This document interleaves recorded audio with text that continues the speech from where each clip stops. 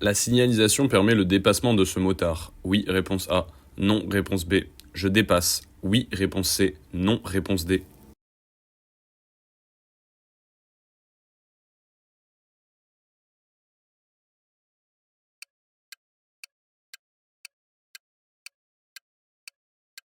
Donc là, il y a plusieurs choses à prendre en compte pour savoir si oui ou non la signalisation permet le dépassement de ce motard. Donc dans un premier temps, on voit bien le panneau d'interdiction de dépasser. Donc ce panneau d'interdiction concerne tous les véhicules sauf les deux roues sans sidecar. C'est-à-dire qu'un automobiliste ou bien un véhicule de transport de marchandises est interdit de dépasser n'importe quel véhicule sauf les deux roues sans sidecar. De la même manière, les deux roues sans sidecar ne sont pas concernés par ce panneau. Ils peuvent dépasser n'importe quel usager, même en présence de ce panneau d'interdiction de dépasser. Mis à part le panneau d'interdiction de dépasser, donc la signalisation verticale, on doit également s'intéresser à la signalisation horizontale, c'est-à-dire le marquage au sol. Donc là, on est en présence d'une ligne discontinue de dissuasion. Cette ligne interdit à tous les usagers le dépassement de n'importe quel véhicule qui roulerait au-delà de 60 km/h. Ça veut dire que je serais potentiellement autorisé à dépasser ce motard si et seulement si il roule en dessous de 60 km/h. On n'a pas d'information de vitesse à laquelle roule ce motard. On pourrait estimer, vu que les véhicules sont assez rapprochés, que ce motard roule effectivement en dessous de 60 km/h. Même si c'était le cas, de toute manière, dans cette situation, je ne dépasse pas, puisque juste en avant du motard, j'aperçois deux véhicules dont le dépassement est formellement interdit, même s'ils rouleraient en dessous de 60 km/h, à cause du panneau d'interdiction de dépasser. Les bonnes réponses étaient la A et la D. Ce voyant s'allume sur mon tableau de bord. Je m'arrête dans la voie de droite. Oui, réponse A. Non, réponse B.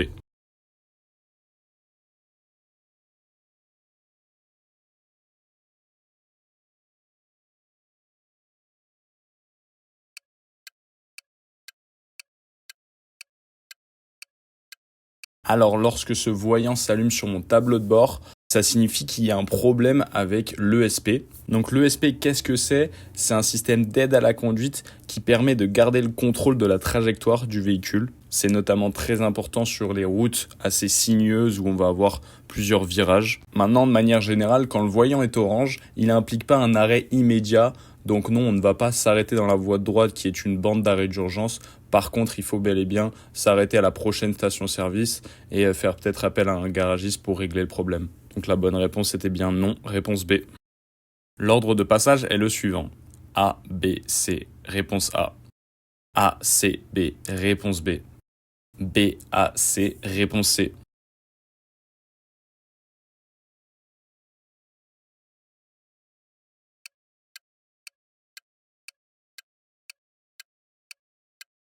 Alors avant de regarder l'itinéraire de chacun des véhicules, il faut d'abord porter attention à la signalisation. On voit que la voiture C comme la voiture B ont tous les deux un stop devant eux. Donc par conséquent, c'est bien la voiture A qui va passer en premier, qui aura la priorité de passage. Et ce, peu importe sa direction. En l'occurrence, la voiture A va tourner à gauche, mais si elle allait tout droit ou si elle allait à droite, elle aurait également été prioritaire puisque les deux autres usagers ont un stop. Maintenant, la question, c'est entre le véhicule B et le véhicule C, qui a la priorité ? Donc pour ça, on va s'intéresser à l'itinéraire des véhicules. On remarque que le véhicule B va directement tourner à droite sans empiéter sur la voie du véhicule C, alors que le véhicule C va tourner à gauche en empiétant sur la voie du véhicule B. Dans ce cas-là, c'est bien la voiture B qui sera prioritaire par rapport à la voiture C. L'ordre de passage, c'était donc A, puis B, puis C.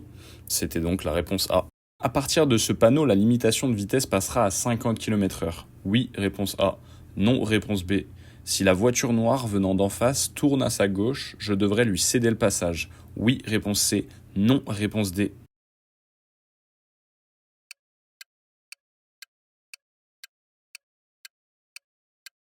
Donc on peut voir qu'on est en agglomération et on est en présence d'un panneau de fin de limitation de vitesse de 30 km/h. Ça veut dire qu'après ce panneau, la limitation de vitesse, en effet, elle passera à 50 km/h. En ce qui concerne la voiture qui vient d'en face, dans le cas où elle voudrait tourner à sa gauche, bien évidemment, elle devra me céder le passage, puisqu'il y a une ligne discontinue, ce qui indique que pour la franchir, il faut céder le passage aux yeux d'usagers. Les bonnes réponses étaient bien A et D. En cas de chargement important du véhicule, je diminue la pression des pneus. Réponse A. J'augmente la pression des pneus. Réponse B. J'abaisse la hauteur de mes feux. Réponse C. Je rehausse la hauteur de mes feux. Réponse D.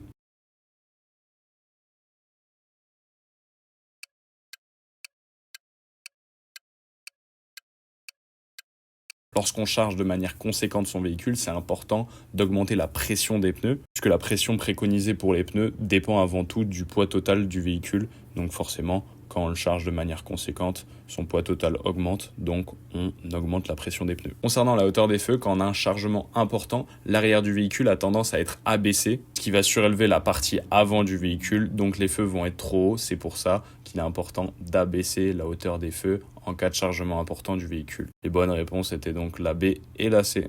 Cet usager en trottinette est vulnérable car son équilibre est précaire. Oui, réponse A. Non, réponse B. Son faible gabarit le rend peu détectable. Oui, réponse C. Non, réponse D.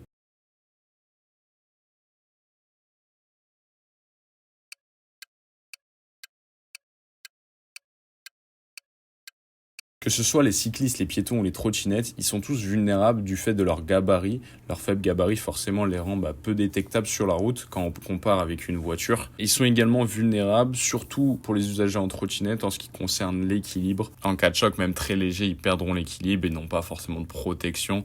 Donc c'est pour ça que ces usagers sont bien plus en danger si on compare à ceux qui circulent en voiture. Les bonnes réponses étaient la A et la C. Je lui cède le passage. Oui, réponse A. Non, réponse B.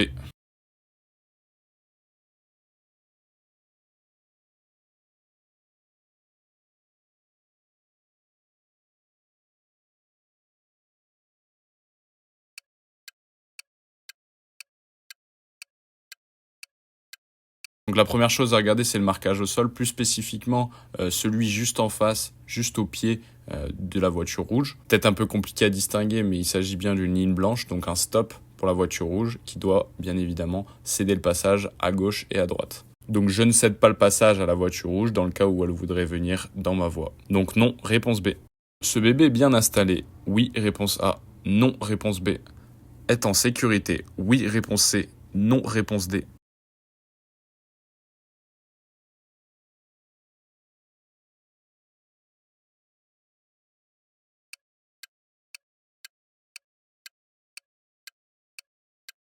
Donc le bébé a installé dos à la route, c'est ce qu'il faut faire puisque c'est obligatoire au moins jusqu'à 15 mois. Puisqu'en dessous de 15 mois, le nourrisson, sa nuque, elle n'est pas encore assez développée pour supporter le poids de sa tête. Et en cas de collision, pour maximiser les chances de survie, c'est important d'installer le bébé dos à la route, justement. C'est obligatoire jusqu'à 15 mois. Par contre, est-ce que ce bébé est bien installé pour autant? On peut voir que sur son siège, il n'est pas attaché. Donc évidemment, il ne peut pas être bien installé s'il n'a pas sa ceinture de sécurité. Et du coup, par conséquent, s'il n'est pas attaché, s'il n'a pas sa ceinture de sécurité, forcément, il n'est pas en sécurité. Donc les bonnes réponses étaient la B et la D. La signalisation permet le dépassement de ce cycliste. Oui, réponse A. Non, réponse B. Je dépasse. Oui, réponse C. Non, réponse D.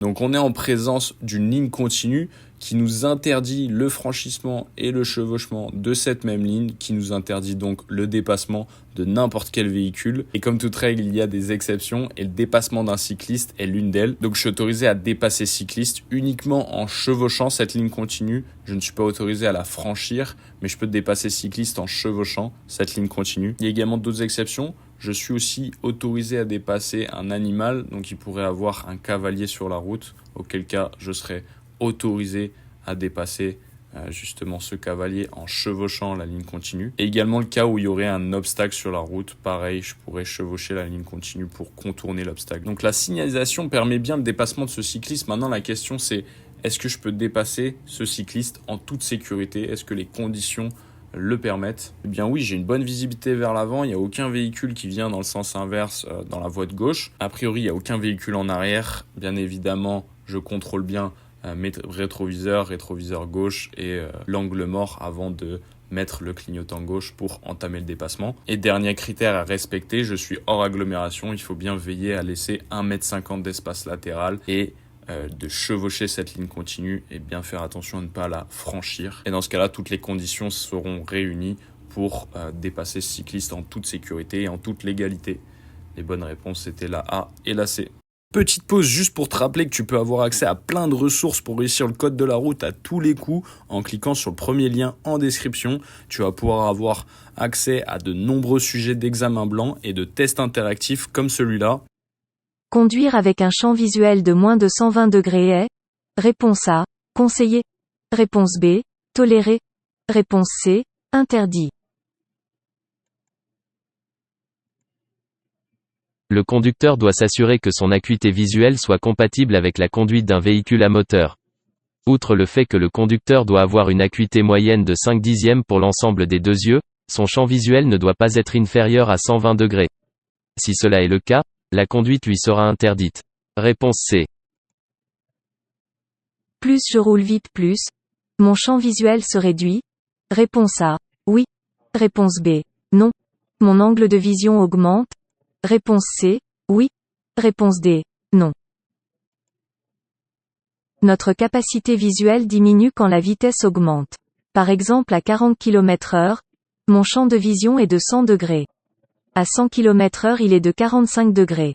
À 130 km/h il est de 30 degrés. Donc plus je roule vite, plus mon champ de vision rétrécit. Réponse A et D. Donc ça, tu peux y avoir accès pour seulement 19 €. Ça comprend en tout plus de 3000 questions officielles du code de la route, plus des corrections détaillées et également des cours en live avec des moniteurs d'auto-école. Et moi, ce que je te conseille, c'est de prendre le pack à 44 € où tu vas avoir toutes ces ressources et également une place à l'examen du code de la route. Ou même si tu cherches une auto-école pas chère également pour la conduite, je te conseille de prendre le pack à 65 € où là tu vas avoir les ressources pour réviser le code de la route, la place à l'examen du code et même 1 heure de conduite qui va te permettre de découvrir et après, à ce moment-là, tu pourras juger si oui ou non tu voudras faire le permis de conduire avec le permis libre ou non. Là, tu as vraiment toutes les cartes en main pour réussir ton code. Si ça t'intéresse, ça sera le premier lien en description. On enchaîne directement avec la question suivante. Je dépasse ce bus par la droite. Oui, réponse A. Non, réponse B.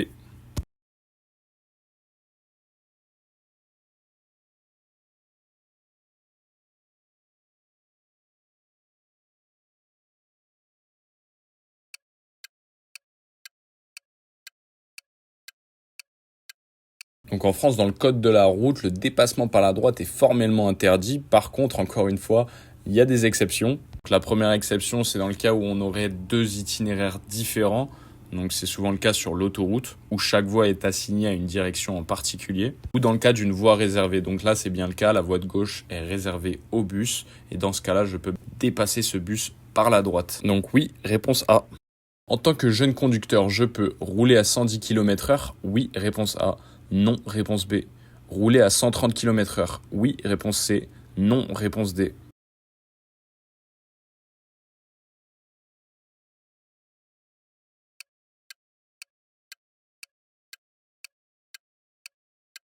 Donc on circule sur l'autoroute, la vitesse est limitée à 130 km/h, comme nous l'informe le panneau de limitation de vitesse. En tant que jeune conducteur, autrement dit en tant que conducteur en période probatoire, je ne suis pas autorisé à rouler à 130 km/h sur l'autoroute.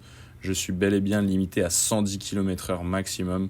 Donc la bonne réponse c'était la A et la D. Dans 100 mètres, je devrais obligatoirement céder le passage aux autres usagers. Oui, réponse A. Non, réponse B. Marquer l'arrêt. Oui, réponse C. Non, réponse D.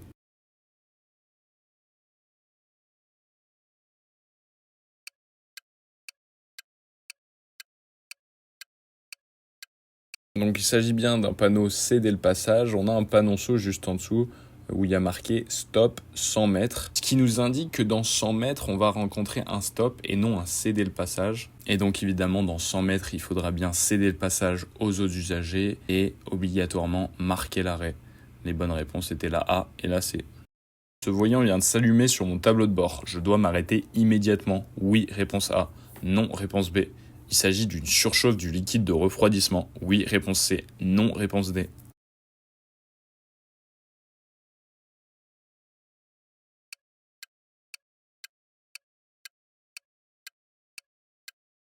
De manière générale, les voyants rouges imposent forcément un arrêt immédiat. Il indique un problème important avec le véhicule associé à un réel danger. C'est pour ça qu'il faut s'arrêter immédiatement et régler le problème au plus vite. Donc dans l'idéal, on se stationne dans un espace sécurisé et on appelle directement le garagiste pour régler le problème au plus vite. Et ce voyant en particulier fait bien référence à une surchauffe du liquide de refroidissement. Et voilà les différents voyants rouges auxquels vous pouvez avoir affaire qui impliquent un arrêt immédiat. Donc la bonne réponse c'était la A et la C.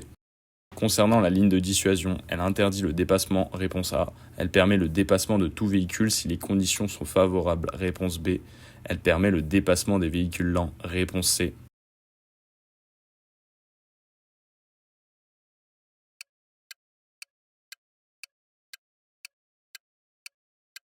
Comme on l'a vu plus tôt, on est en présence d'une ligne de dissuasion.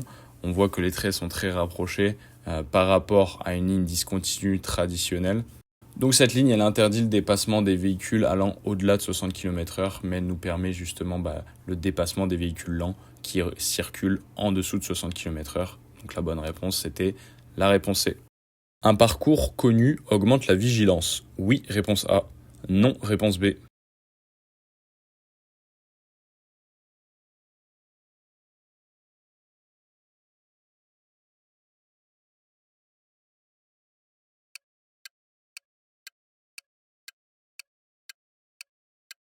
Le fait de connaître un parcours et d'y circuler assez souvent va drastiquement diminuer la vigilance du conducteur. C'est pour ça que plus on est familier avec un itinéraire, plus notre niveau d'attention diminue. Et c'est pour ça qu'une majorité d'accidents surviennent sur des itinéraires connus des conducteurs, justement. Donc la bonne réponse, c'était la B. Dans cette situation, je peux continuer sans m'arrêter. Oui, réponse A. Non, réponse B. M'arrêter immédiatement. Oui, réponse C. Non, réponse D.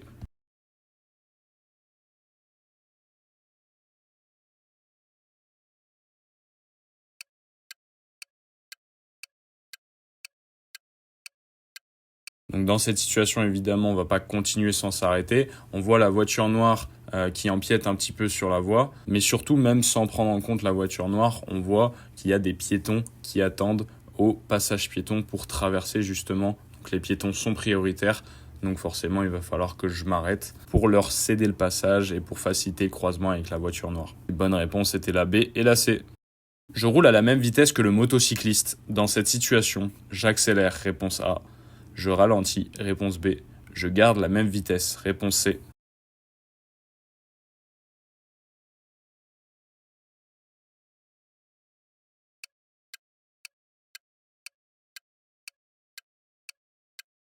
Juste une petite précision, le terme motocycliste, c'est une autre manière de désigner les motards. C'est notamment un terme qui est utilisé dans le code de la route, donc c'est important de le connaître. Donc là, dans cette situation, on voit un motard sur la voie de droite, à peu près juste en avant du véhicule, assez proche. On voit qu'il y a une ligne continue qui nous sépare et on voit dans le rétroviseur intérieur une ambulance en intervention, donc je dois lui céder le passage et lui faciliter le passage. La meilleure chose à faire dans ce cas-là pour faciliter le passage pour l'ambulance, ce serait de ralentir pour laisser le motocycliste prendre de l'avance pour augmenter les distances de sécurité justement entre le motocycliste et mon véhicule pour pouvoir ensuite me rabattre dans la voie droite une fois que la ligne continue se transforme en ligne discontinue pour que je puisse laisser l'ambulance me dépasser. Donc la bonne réponse, c'était la B. Je roule dans la voie de gauche sur l'autoroute. Je suis en infraction. Oui, réponse A. Non, réponse B. J'accélère. Oui, réponse C. Non, réponse D.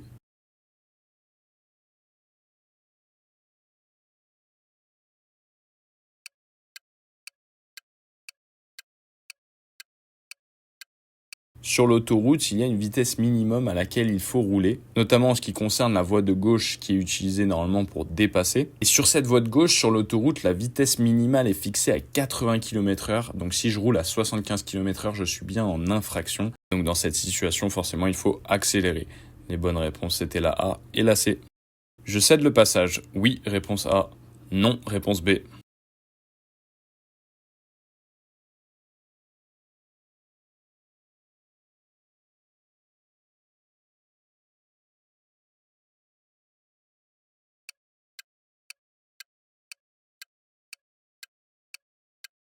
On peut voir que la voiture d'en face veut tourner à sa gauche, à droite pour nous. on voit qu'il y a une ligne mixte qui sépare notre voie de la sienne. Donc une ligne mixte, c'est une ligne continue avec une ligne discontinue. Donc dans cette disposition-là, c'est autorisé de franchir cette ligne. Par contre, bien évidemment, il faut que ce véhicule me cède le passage. Donc, je ne lui cède pas le passage puisque je suis prioritaire. C'était la réponse B. Ce camion transporte des matières inoffensives, réponse A. Explosives, réponse B. Inflammables, réponse C. Radioactives, réponse D.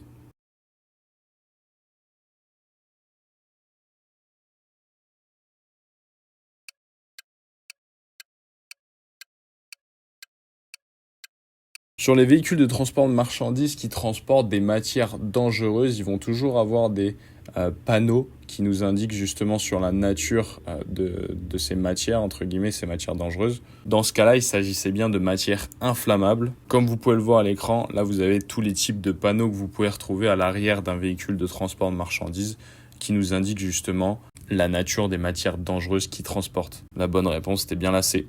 Ce panneau met fin aux interdictions de dépasser. Oui, réponse A. Non, réponse B. Met fin à la précédente limitation de vitesse. Oui, réponse C. Non, réponse D.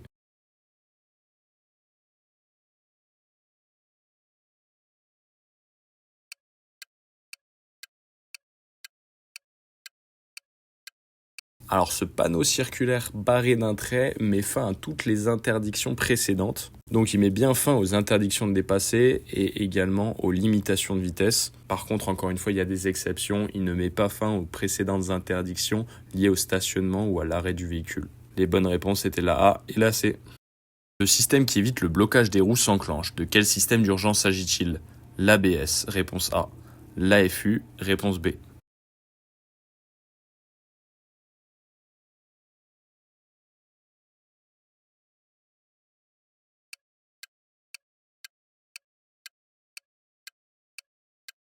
Il faut savoir que l'ABS comme l'AFU sont deux systèmes d'urgence qui sont enclenchés lors de freinage d'urgence. L'AFU, c'est l'aide au freinage d'urgence, c'est un système qui va permettre d'augmenter l'efficacité du freinage lors d'un freinage d'urgence justement. Et le système qui évite le blocage des roues lors d'un freinage d'urgence, c'est bien l'ABS. Donc c'était la réponse A. À quoi fait référence ce voyant? Les feux de brouillard arrière, réponse A. Les feux de croisement, réponse B. Les feux de position, réponse C.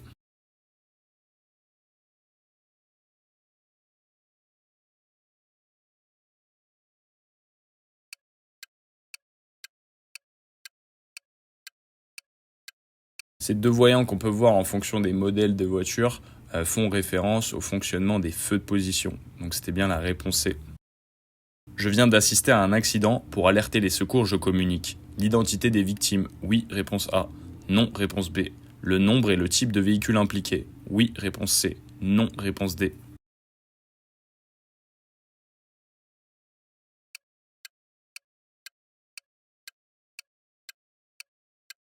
Lorsqu'on vient d'être témoin d'un accident et qu'on alerte les secours, il faut absolument donner les détails les plus importants de manière rapide et concise afin que les secours puissent intervenir le plus rapidement possible avec des moyens adaptés. C'est pour ça qu'on communiquera avec les secours le nombre et le type de véhicule impliqué, mais pas forcément l'identité des victimes puisque ce n'est pas une donnée importante qui impacterait la survie des victimes.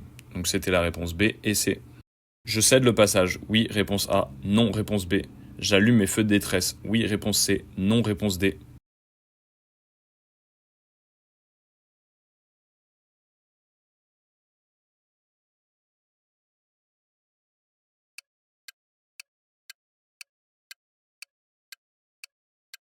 Donc j'aperçois sur le côté un véhicule de pompier avec les gyrophares allumés, donc ça signifie qu'il est en intervention. Et comme tous les véhicules d'intérêt général qui sont en intervention, je dois leur céder le passage. Je vais également allumer mes feux de détresse pour communiquer avec l'usager derrière moi qui me suit de près.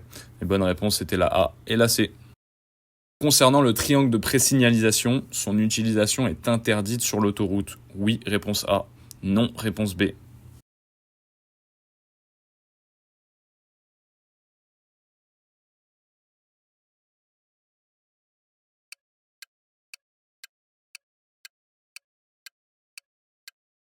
Et oui, en cas d'accident ou bien d'une panne ou n'importe quelle situation qui justifierait un arrêt immédiat sur la bande d'arrêt d'urgence sur autoroute, il est interdit d'aller placer le triangle de présignalisation à 30 mètres en amont du véhicule comme c'est préconisé sur les routes hors autoroute. puisque c'est trop dangereux d'évoluer en tant que piéton sur la bande d'arrêt d'urgence. Donc la bonne réponse c'était oui, réponse A. Je circule dans la bonne voie. Oui, réponse A. Non, réponse B. Je circule en sens interdit. Oui, réponse C. Non, réponse D.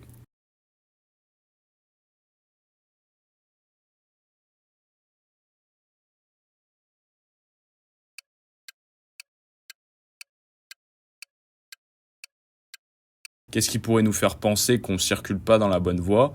La voie de droite, c'est une voie réservée aux bus, donc je suis interdit de circuler justement dans cette voie.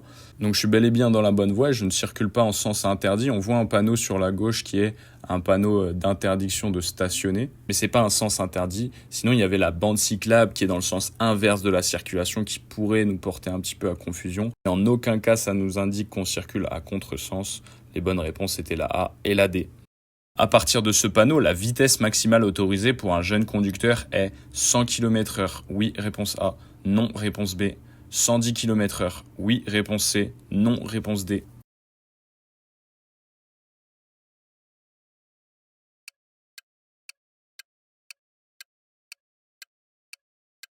Il faut savoir que sur toutes les routes en France, la limitation maximale, elle est fixée à 130 km/h. Et en ce qui concerne les jeunes conducteurs, sur toutes les routes, la limite de vitesse est fixée à 110 km/h maximum. Par contre, ce qu'il faut garder en tête, c'est que les jeunes conducteurs sont limités à rouler à 110 km/h maximum quand la vitesse est limitée à 130 km/h sur autoroute. Mais quand la vitesse est limitée à 110 km/h, comme ça peut être le cas sur des portions d'autoroute ou sur les routes à accès réglementé, comme là c'est le cas puisque ce panneau nous indique justement l'entrée dans une route à accès réglementé, eh bien la limitation de vitesse pour les jeunes conducteurs, là elle va être fixée à 100 km/h et pas à 110. Les limitations de vitesse sur une route à accès réglementé, elles varient, elles vont de 80 à 110 km/h, mais elles n'excèdent jamais les 110 km/h. Et c'est pour ça que les jeunes conducteurs ne sont pas autorisés à rouler au-delà de 100 km/h sur une voie à accès réglementé. Les bonnes réponses étaient la A et la D.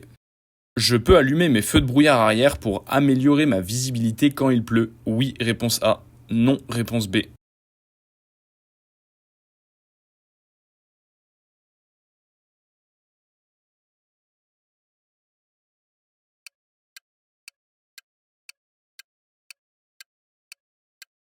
Il est interdit d'allumer les feux de brouillard arrière en temps de pluie puisque ça éblouit les usagers en arrière. On allume ces feux de brouillard arrière uniquement en temps de neige et en temps de brouillard. La bonne réponse était la B. Le covoiturage permet de consommer moins de carburant. Oui, réponse A. Non, réponse B. De réduire les émissions de CO2. Oui, réponse C. Non, réponse D.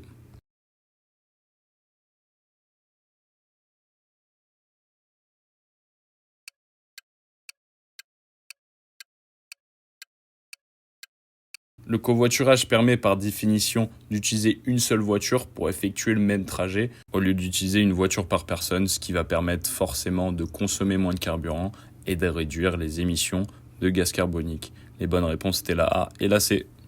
Les feux de croisement éclairent davantage à gauche qu'à droite. Oui, réponse A. Non, réponse B. Je porte mon regard en zone B pour ne pas être ébloui. Oui, réponse C. Non, réponse D.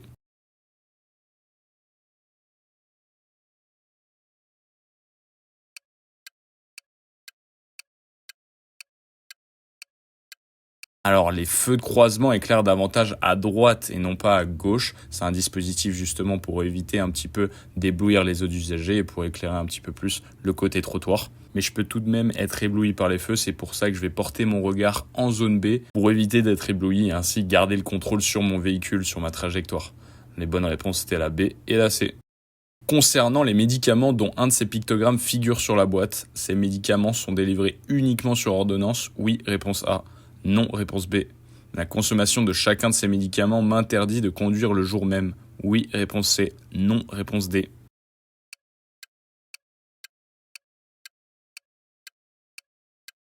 Les médicaments où on retrouve ces pictogrammes ne sont pas forcément délivrés sur ordonnance. C'est pour ça qu'il faut toujours faire attention à bien regarder les boîtes des médicaments qu'on consomme. Si je consomme des médicaments dont le pictogramme rouge figure sur la boîte, j'ai une totale interdiction de conduire jusqu'à avoir l'avis d'un médecin. Et en ce qui concerne les médicaments dont sur la boîte figure le pictogramme jaune et le pictogramme orange, c'est des médicaments qui vont altérer nos sens. Donc c'est pour ça qu'il faut redoubler d'attention lorsqu'on conduit. On n'est pas interdit de conduire, mais il faut absolument faire attention quand on consomme des médicaments. Bonne réponse était la B et la D. Ces limitations de vitesse concernent les motocyclistes qui circulent en interfile. Oui, réponse A. Non, réponse B. Les automobilistes lorsque la circulation est dense. Oui, réponse C. Non, réponse D.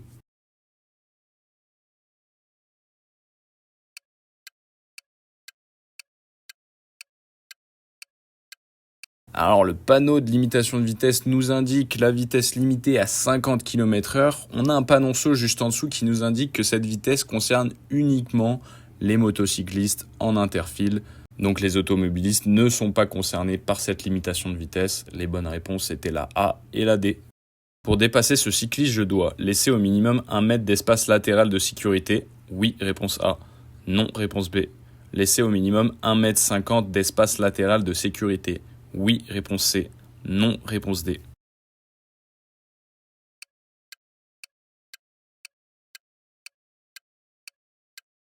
Alors pour le dépassement d'un cycliste, comme on l'a vu plus tôt, en agglomération, il faut laisser au minimum 1 mètre d'espace latéral de sécurité. Mais là, on voit bien avec l'image qu'on est hors agglomération. Donc il faut laisser au minimum 1,50 m d'espace latéral de sécurité dans cette situation. Les bonnes réponses étaient la B et la C. Ce cycliste est en infraction si il continue tout droit. Oui, réponse A. Non, réponse B. Il tourne à droite. Oui, réponse C. Non, réponse D.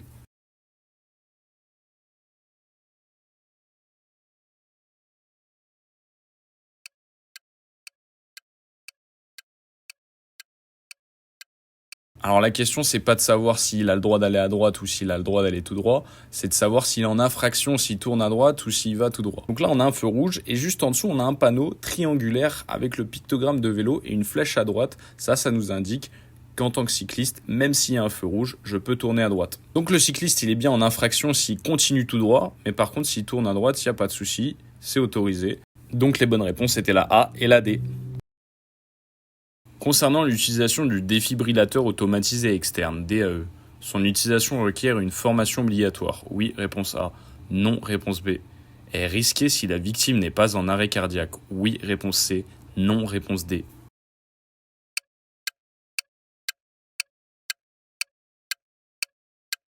Alors l'utilisation du défibrillateur automatisé externe ne requiert pas d'une formation obligatoire, puisqu'il y a toujours une commande vocale dès qu'on veut l'utiliser, qui nous guide justement où placer les électrodes, comment procéder. Donc il n'y a aucun souci à ce niveau-là. Et on utilise le défibrillateur afin d'essayer de rétablir une activité cardiaque chez les victimes qui seraient en arrêt cardiaque. Mais pour les personnes qui ne seraient pas en arrêt cardiaque, l'utilisation du défibrillateur n'est pas du tout risquée, puisque après analyse de l'activité cardiaque, s'il constate que le cœur de la victime bat, aucune décharge électrique ne sera envoyée. On trouve des défibrillateurs un peu partout à l'échelle de la France, mais de manière générale, sur le réseau routier, on va les retrouver au niveau des postes de péage sur autoroute et dans les stations-service et les aires de repos. Les bonnes réponses étaient la B et la D. Dans cette situation, je circule dans la bonne voie. Réponse A. Je resterai dans cette voie. Réponse B. Je me déporte directement dans la voie de droite. Réponse C. J'actionne le clignotant droit. Réponse D.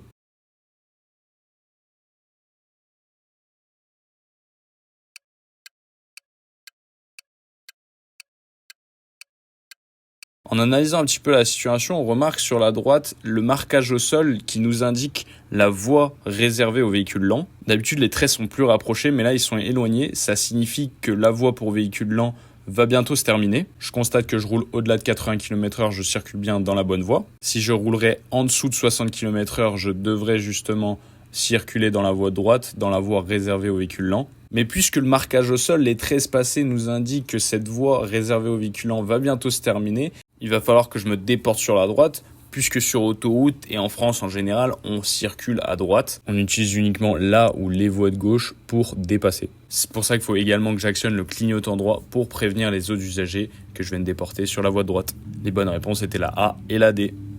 J'aperçois un piéton au loin, je klaxonne pour lui prévenir de mon arrivée. Oui, réponse A. Non, réponse B. Je serre à gauche pour tourner à gauche à la prochaine intersection. Oui, réponse C. Non, réponse D.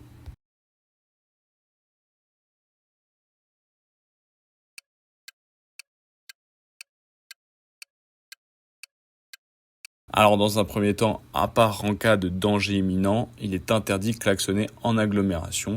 Donc évidemment, je ne klaxonne pas pour prévenir le piéton en face de moi, surtout qu'il est assez loin et que ce n'est pas un danger imminent. Je ne serre pas non plus à gauche dans ma voie, même si je veux tourner à gauche à la prochaine intersection, puisque l'intersection elle est encore loin, et aussi on a un véhicule en face qui est encore en train de manœuvrer, donc je vais bien faire attention de serrer à droite dans ma voie et pas serrer à gauche pour faciliter le croisement. Ensuite, je pourrais, au dernier moment, serrer à gauche dans ma voie pour tourner à gauche. Les bonnes réponses étaient la B et la C. Je reste dans ma voie. Oui, réponse A. Non, réponse B. Je me place dans la voie de droite. Oui, réponse C. Non, réponse D.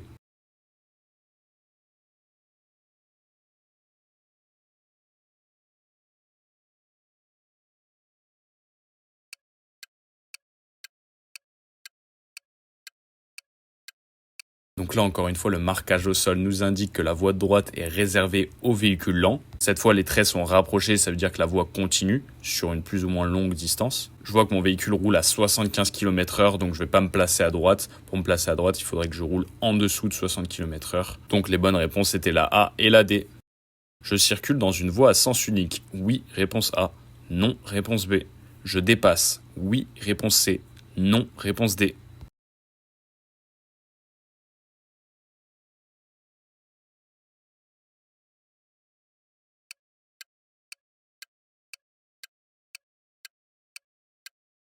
Donc le bus est arrêté au niveau de l'arrêt prévu à cet effet, et il a son clignotant droit allumé. Ça veut dire qu'il n'est pas encore en train de quitter son arrêt.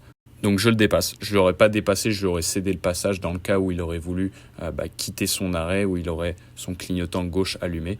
Mais dans ce cas-là, je dépasse à une allure plutôt réduite, puisque le bus me cache la visibilité, un piéton pourrait surgir à tout moment. Donc je roule à une allure réduite avec le pied sur le frein. Les bonnes réponses étaient la A et la C. C'est déjà la fin de ce test, oublie pas de mettre ta note en commentaire et puis si t'as moins de 35 sur 40, pense à refaire ce test d'ici quelques jours pour bien assimiler les réponses. Je compte sur toi pour t'abonner, en tout cas bravo à toi pour être venu à bout de ce test. Et si tu veux vraiment réussir ton code, n'hésite pas à aller sur le premier lien en description pour débloquer toutes les ressources dont tu as besoin pour réussir ton code le plus rapidement possible. Moi je te dis à très vite pour un nouveau test. Bye.